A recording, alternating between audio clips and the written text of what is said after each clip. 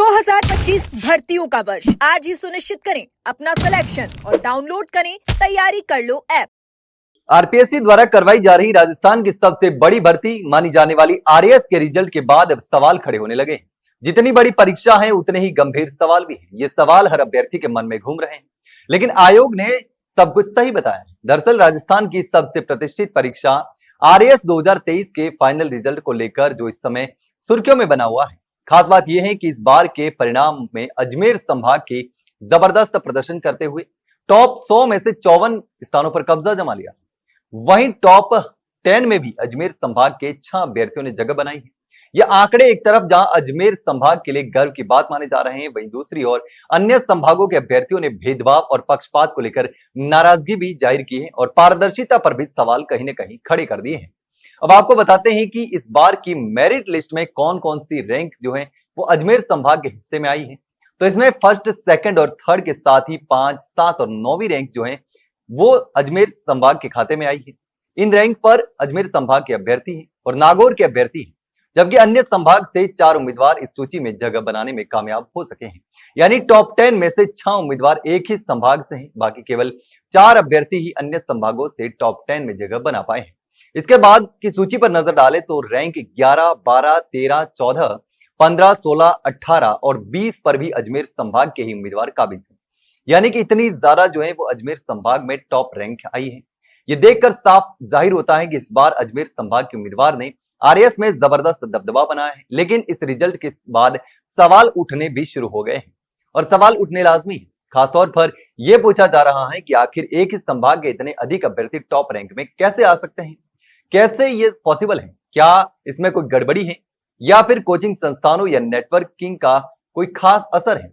ये सवाल इसलिए भी महत्वपूर्ण हो जाते हैं क्योंकि ऐसा ही कुछ आरएएस 2021 के रिजल्ट के बाद भी देखने को मिला था, जब बीकानेर संभाग के 43 अभ्यर्थी टॉप 100 में शामिल हुए थे।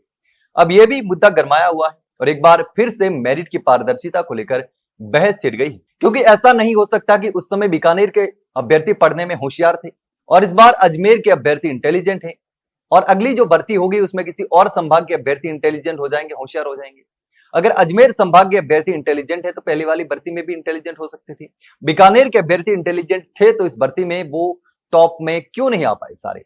तो पिछली बार की भर्ती में बीकानेर के अभ्यर्थी टॉप कर जाते हैं और इस बार की भर्ती में अजमेर संभाग के अभ्यर्थी टॉप कर जाते हैं और इसीलिए ये सवाल जो है वो गंभीर है और जायज सवाल भी है। अब इस पूरे मामले पर राजस्थान लोक सेवा आयोग के अध्यक्ष यूआर साहू का कहना है कि रिजल्ट पूरी तरीके से निष्पक्ष और मेरिट के आधार पर जारी किया गया है। चयन केवल परफॉर्मेंस के आधार पर हुआ है और किसी भी तरह की धांधली या पक्षपात की संभावना नहीं। यह आयोग का पक्ष है। हालांकि कई अभ्यर्थियों का कहना है कि जब बार बार किसी एक संभाग से ही टॉप रैंक आ रहे हैं तो इस पर गहराई से जांच होनी चाहिए।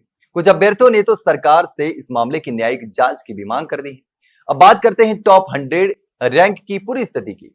तो टॉप 10 के अलावा जो रैंक है 23, 25, 27, 31, 32, 35, 37, 40, 41, 42, 50, 51, 53, 57, 58, 59, 61, 62, 63, 65, 66, 67, 68, 69, 73, 75, 79, 82, 85, 86, 88, 90, 91, 93, 94, 96, 97 और 99 और 100 तक की रैंक में बाकी संभागों के भी कई अभ्यर्थी शामिल हैं, मगर टॉप 20 में इतना अधिक दबदबा किसी एक संभाग का होना जरूर बाकी जिलों के उम्मीदवारों के मन में असंतोष पैदा कर रहा है।